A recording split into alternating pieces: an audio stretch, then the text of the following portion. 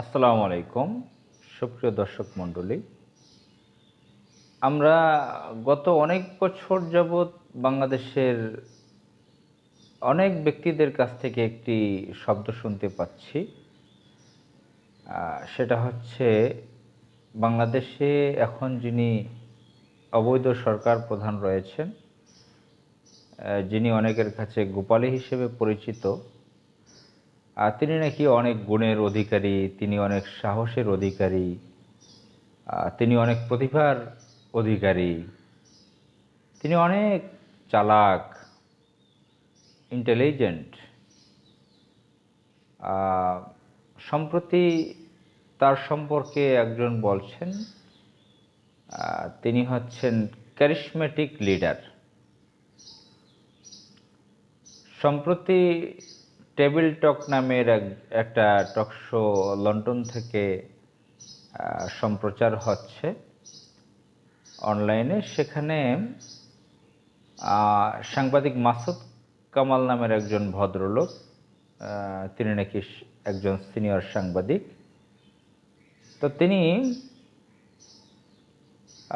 অনেকে জানেন যে তিনি এই বর্তমান যে অবৈধ সরকার রয়েছে সে অবৈধ সরকারকে সাপোর্ট করেন না। তিনি অনেক অন্যায়ের প্রতিবাদ করেন, বিভিন্ন জায়গায় কথা টথা বলেন, ভালো কথা বলার চেষ্টা করেন। অনলাইনে ইউটিউবে তিনি কথা বলেন, বিভিন্ন টকশোতে অংশগ্রহণ করেন। তো তিনি দেশের পক্ষে কথা বলেন, কিন্তু তার কথা বলার মধ্যে অনেক ধরনের ঝামেলা পাওয়া যাচ্ছে। সেটা হচ্ছে সরকারকে তোয়াজ করে কথা বলা, সরকারের এক ধরনের কৌশলগত চাটুকারি করা। তিনি বলেছেন যে ক্যারিশমেটিক লিডার, বর্তমান অবৈধ সরকার প্রধানকে ক্যারিশমেটিক লিডার বলেছেন। ক্যামব্রিজের ডিকশনারিতে ক্যারিশমেটিক শব্দের অর্থ বাংলাতে দেখাচ্ছে যে বিশেষ প্রতিভার অধিকারী, বিশেষ আকর্ষণীয় প্রতিভার অধিকারী, ইত্যাদি ইত্যাদি। সাধারণত আমরা ক্যারিশমেটিক লিডার বলতে শুনি যেরকম মিস্টার ইমরান খান, পাকিস্তানের সাবেক প্রধানমন্ত্রী। সাবেক বলতে তিনি নির্বাচিত প্রধানমন্ত্রী, এখন যারা আছেন আমেরিকার সো-কল এজেন্ট। তো তিনি একজন ক্রিকেটার ছিলেন, সেখান থেকে উঠে এসে নিজে নিজে একটি রাজনৈতিক দল গঠন করে 23 বছর আন্দোলন চালিয়ে তিনি যথেষ্ট ভোট পেয়ে জনসমর্থন নিয়ে প্রধানমন্ত্রী হয়েছিলেন। অন্যদিকে বাংলাদেশের শহীদ প্রেসিডেন্ট জিয়াউর রহমান, তিনি সেনাপ্রধান থেকে সামরিক অভ্যুত্থানের মাধ্যমে রাষ্ট্র ক্ষমতা দখল করেন বিশেষ একটি প্রয়োজনে। বাংলাদেশের কঠিন একটি পরিস্থিতির সময় তিনি রাষ্ট্র ক্ষমতা দখল করে 5 বছর কমপ্লিট করেননি, 4 বছর বা তার কম বেশি রাষ্ট্র ক্ষমতায় ছিলেন, রাষ্ট্রের প্রধান নির্বাহী ছিলেন, রাষ্ট্রের প্রধান চেয়ারে ছিলেন। তিনি এই সময় থেকে বাংলাদেশকে অনেক ধরনের উন্নত করেছেন, বিশ্বে পরিচিতি করিয়েছেন, দুর্নীতিমুক্ত থেকেছে। দুর্নীতিমুক্ত থাকার জন্য তার লোকদেরকে ম্যানেজ করেছেন। বিশ্বের এ ধরনের অনেক ক্যারিশমেটিক লিডারদের নাম আমরা শুনি। আমরা কয়েক শত বছর আগে সুলতান সুলেমানের নাম শুনি। আমরা সমসাময়িক সময়ে রিসেপ তাইফ এরদোগানের কথা শুনি, যিনি তুর্কির সফল প্রেসিডেন্ট, সফল প্রধানমন্ত্রী। আমরা বলতে গেলে বর্তমানে যিনি কাতারের আমির, মিস্টার শেখ তামিম, তিনিও ক্যারিশমেটিক একজন লিডার হিসেবে পরিচিত।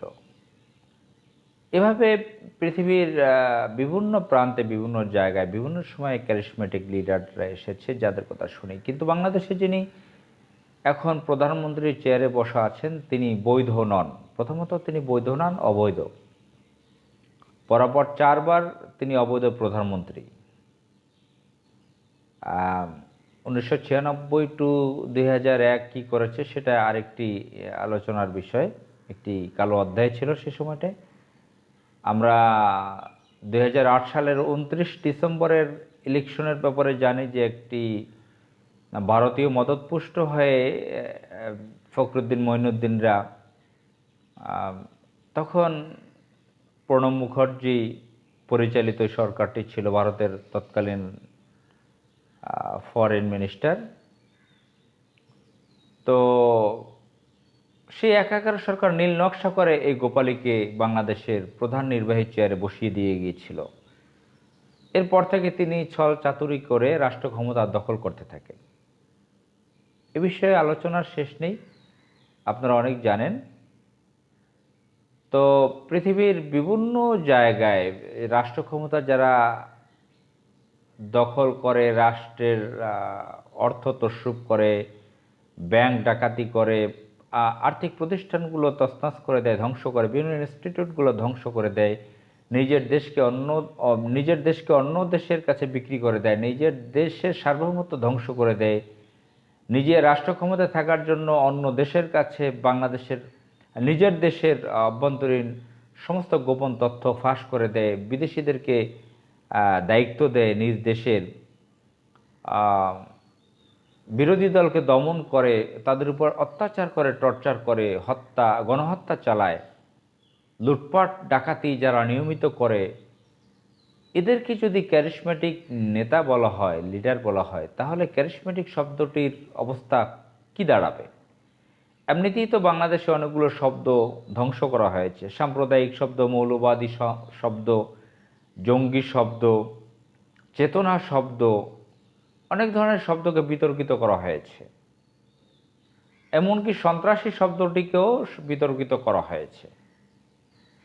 যারা ভাষা বিজ্ঞানে লেখাপড়া করেন আপনারা জানেন বাংলা ইংরেজিতে যে জঙ্গি একটি পজিটিভ শব্দ, জঙ্গি বিভিন্ন যুদ্ধে ব্যবহার হয়, জঙ্গি বিমানও রয়েছে। বা মৌলবাদ শব্দ, মৌলবাদী একটি ভালো পজিটিভ শব্দ, সেটাকে বিতর্কিত করা হয়েছে।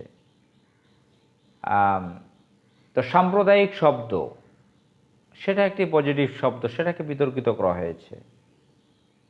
তো এ ধরনের অনেক শব্দ বিতর্কিত করা হয়েছে, শব্দের পজিটিভ শব্দকে নেগেটিভ করা হয়েছে। এখন ক্যারিসমেটিক একটি পজিটিভ শব্দ। বাংলাদেশের যিনি অবৈধ প্রধানমন্ত্রী, যিনি চরম থেকে চরম পর্যায়ে উচ্ছৃঙ্খলতায় লিপ্ত, যিনি গণহত্যা চালায়, বাংলাদেশের মানুষের উপরে নিপীড়ন চালায়, তাকে বলা হচ্ছে ক্যারিসমেটিক লিডার। আপনারা জানেন যে বড় বড় সন্ত্রাসীরা তারা অনেক বুদ্ধি খাটিয়ে অনেককে ম্যানেজ করে চলে, এটা কি ক্যারিসমেটিক লিডারের পরিচয়? ধরেন খুলনার কুখ্যাত সন্ত্রাস এরশাদ শিকদার, যিনি অত্যন্ত গণ্ডমূর্খ ছিলেন। তিনি বাংলাদেশের পুলিশের আইজি পর্যন্ত তিনি কিনে ফেলেছিলেন, বিভিন্ন মন্ত্রীদেরকে কিনে ফেলেছিলেন, স্বরাষ্ট্রমন্ত্রীকে কিনে ফেলেছিলেন। তো এটা কি তার ক্যারিসমেটিক প্রতিভা যে শব্দ, তার সাথে কি যায়? এটা পৃথিবীর বিভিন্ন দেশে যে রাষ্ট্রপ্রধান, সরকার প্রধান ছিল অবৈধভাবে, যেরকম লেন্দুব দর্জি দীর্ঘ বছর সে ক্ষমতায় ছিল সিকিমে।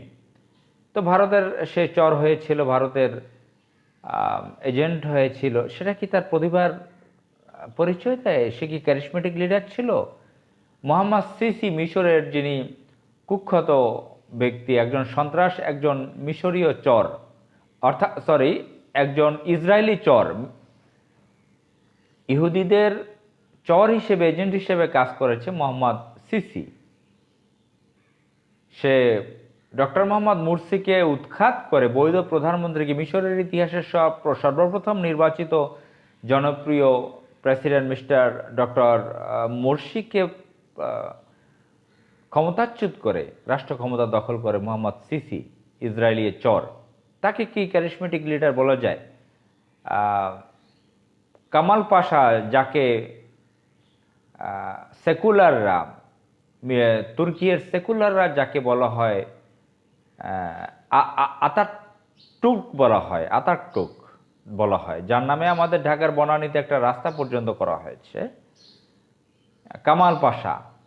সে কামাল পাশা ইসরায়েলি চর্চ ছিল, ইহুদিদের চর্চ ছিল, এজেন্ট ছিল, যে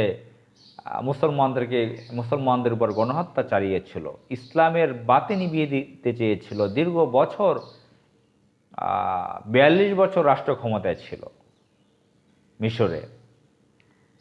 হোসনি মোবারক, তিনি ইসলামের বাতি নিভিয়ে দিতে চেয়েছিল, প্রায় 23-24 বছর রাষ্ট্র ক্ষমতায় ছিল, লুটপাট চালিয়েছিল মিশরে। এদেরকে কি ক্যারিসমেটিক লিডার বলা যায়? এখন যিনি বাংলাদেশে অবৈধ প্রধানমন্ত্রী, তিনি হচ্ছে ভারতীয় একজন এজেন্ট। তিনি বাংলাদেশকে ভয়ানক রূপে লুটপাট করেছেন, বাংলাদেশকে অকার্যকর রাষ্ট্রে পরিণত করেছেন। বাংলাদেশ যে একটি স্বাধীন সার্বভৌম রাষ্ট্র, তার চিহ্ন পর্যন্ত তিনি রাখেননি, সব শেষ করে দিয়েছে। বাংলাদেশের ব্যবসা বাণিজ্য অর্থনীতি সব শেষ করে দিয়েছে। রাষ্ট্র ক্ষমতায় থাকার জন্য নানান দেশের সঙ্গে তিনি কখনো যুক্তরাষ্ট্রের সাথে, কখনো ইসরায়েলের সাথে, কখনো চায়নার সাথে, কখনো ইন্ডিয়ার সাথে, কখনো ব্রিটিশের সাথে বিভিন্ন সময়ে চতুরতা চালিয়ে তাদের সাথে এক ধরনের রিলেশন রেখেছে, যাতে তার ক্ষমতার থেকে না যেতে হয়। এই যে তার ক্ষমতায় থাকা লুটপাট চালিয়ে যাওয়ার সক্ষমতা এবং ক্ষমতায় টেকনিকে থেকে যাওয়া, এটাকে কি তাকে বিশেষ ক্যারিসমেটিক লিডার বলা যায়? ভাষার তো বিশেষ একটা ইঙ্গিত রয়েছে। যেরকম চতুর শব্দটা হচ্ছে নেগেটিভ শব্দ, নেতিবাচক। চতুর। আবার বুদ্ধিমান, যে এটা একটা ইতিবাচক শব্দ। আমরা ক্যারিসমেটিক শব্দটা আমরা জানি এটা ইতিবাচক একটি শব্দ। তো এখন তিনি যে চতুরতা করছেন, অতি চতুরতা চালাকি করছেন, নিজের রাষ্ট্র ক্ষমতায় যাতে অবৈধভাবে দীর্ঘ বছর থাকতে পারে, বিভিন্ন দেশের সাথে সে একটা রিলেশন কৌশলে রাখতেছে। যে সমস্ত দেশের নাম বলা হচ্ছে যুক্তরাষ্ট্র, তারা ইসরায়েলের সহযোগী। আমরা স্পষ্টভাবে জানি বিশ্বে ইসরায়েল একটি জারজ রাষ্ট্র, বাস্টার্ড কান্ট্রি, সন্ত্রাসী রাষ্ট্র। সেই রাষ্ট্রকে সরাসরি প্রশ্রয় দিচ্ছে যুক্তরাষ্ট্র। চায়না একটি নাস্তিক দেশ, যাদের ব্যবসা বাণিজ্য মূল টাকা পয়সা ইনকাম করা। তা কোন দেশের ডেমোক্রেসি থাকলো আর না থাকলো তাতে কিছু আসে যায় না। ভারত হচ্ছে বাংলাদেশের সবচেয়ে বড় শত্রু দেশ। রাশিয়া, সেখানে গণতন্ত্র নেই, সে দেশে এখন একতন্ত্র চলছে। মিস্টার ভ্লাদিমির পুতিন সেখানে প্রেসিডেন্ট, তার সাথে সম্পর্ক রাখছে বিভিন্ন কৌশলে, ক্ষমতায় তাদের সাথে সম্পর্ক রেখে তিনি ক্ষমতায় থাকছেন। এটাকে কি আসলে বিশেষ বুদ্ধির পরিচয় পাওয়া যায়? পৃথিবীর সকল সন্ত্রাসী, সকল অবৈধ প্রধানমন্ত্রী, প্রেসিডেন্টরাই এই অপকৌশল, এই চতুরতা করেছে। শেষ পর্যন্ত কি তারা টিকতে পেরেছে? মান, সম্মান, ইজ্জত কি টিকিয়ে রাখতে পেরেছে? তাদের কি হয়েছিল?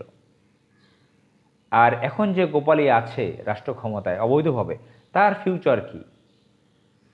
সে কি মান, সম্মান, ইজ্জত নিয়ে ভবিষ্যতে টিকতে পারবে? আসসালামু আলাইকুম।